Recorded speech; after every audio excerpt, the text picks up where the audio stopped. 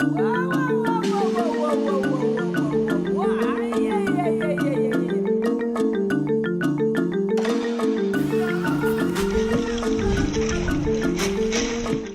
in the heart of Tanzania, the Hadzabe people have lived off the land for thousands of years. They are one of the last true hunter-gatherer societies on Earth.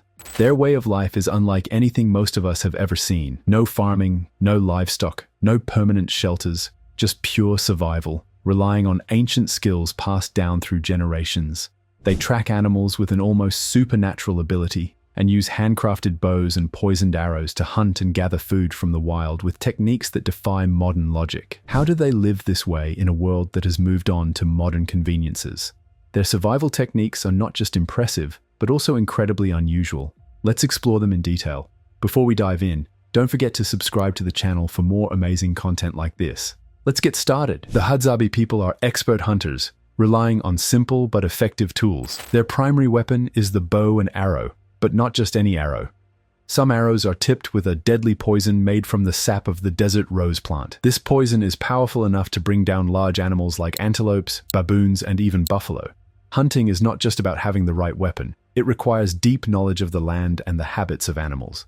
The Hadzabe have an uncanny ability to track animals by reading subtle signs on the ground. A broken twig, disturbed grass, or faint footprints in the soil tell them exactly which animal passed by, how recently, and in which direction it was heading. Their ability to analyze these signs is so refined that they can distinguish between different types of animals just by the size and shape of the tracks. Hunting is typically done in groups, with men spreading out to cover more ground.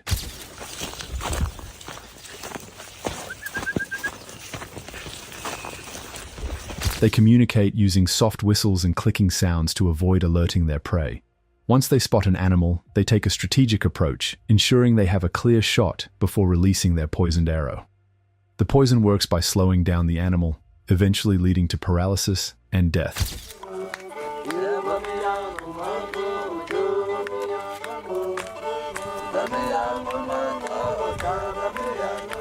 This technique allows them to take down even large games without needing advanced weapons or traps. Foraging is just as crucial as hunting for the Hadzabe. While hunting provides protein, foraging supplies them with fruits, tubers, and honey, ensuring a balanced diet. The Hadzabe possess extensive knowledge of the edible plants in their environment. They know which berries and roots are safe to eat and which are poisonous, a skill passed down through generations.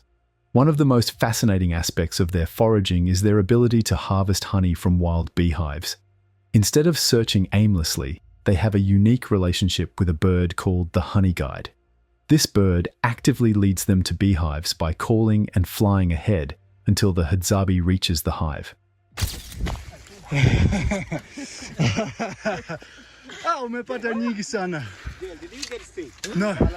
Once they retrieve the honeycomb, they leave some behind as a reward for the honey guide, maintaining a symbiotic relationship that benefits both species. They also dig for tubers, which provide essential carbohydrates. These tubers are often buried deep underground, but the Hadzabe know where to find them by observing subtle changes in plant growth. Some tubers require special preparation to remove toxins, a process the Hadzabe have mastered over time.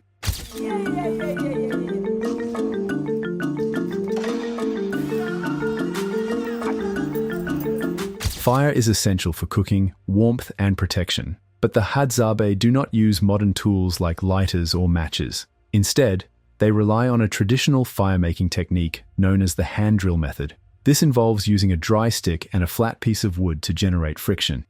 To start a fire, they place the dry stick in a small hole in the flat wood and rapidly spin it between their palms. The friction creates heat, eventually producing an ember. This ember is then transferred to a bundle of dry grass and gently blown on until it bursts into flame. This technique requires immense skill and patience, something the Hadzabe mastered from a young age. Once the fire is lit, it serves multiple purposes.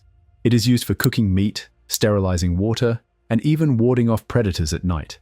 Since the Hadzabe frequently moves from place to place, they do not rely on permanent fire pits, but instead start fresh fires whenever needed.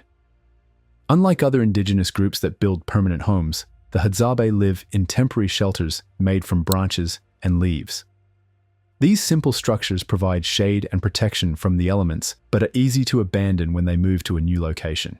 Their nomadic lifestyle requires them to stay light and mobile, making large, permanent homes impractical. Their clothing is equally minimalist. Traditionally, they wore animal skins, but in modern times, some have adopted second-hand clothing from nearby villages. However, their preference for lightweight and durable materials remains unchanged. Their attire is suited for the hot climate, allowing them to move freely while hunting and foraging. Water is scarce in the Hadzabe's environment, but they have developed unique ways to find and collect it. One method involves digging into dry riverbeds. They know exactly where to dig, based on subtle signs in the soil, uncovering hidden water sources that others would overlook. Another technique involves using baobab trees, which act as natural water reservoirs. These massive trees store water inside their hollow trunks, allowing the Hadzabe to extract it when needed. They also collect rainwater in small natural depressions in rocks, ensuring they have access to clean drinking water, even during dry periods. Can I come close a little bit, please? Yes. The Hadzabe language is unique, incorporating clicking sounds that help them communicate while hunting. These sounds are soft enough not to startle animals, making them an essential part of their survival strategy. Their society is egalitarian, meaning there are no chiefs or leaders. Decisions are made collectively, and resources are shared equally. This ensures that no one in the group goes hungry or lacks shelter. Unlike many modern societies, the Hadzabe do not accumulate wealth or possessions. They take only what they need from the land, leaving no waste behind. Their social structure is based on cooperation. Hunting, gathering, and other daily activities are done in groups, fostering a strong sense of community.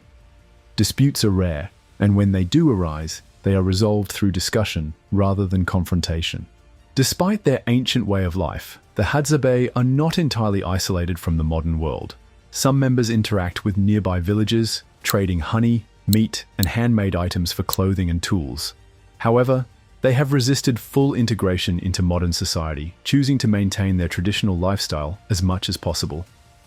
Land encroachment by farmers and conservation efforts have both posed challenges to their way of life. Some areas they once roamed freely are now protected wildlife reserves, limiting their hunting grounds.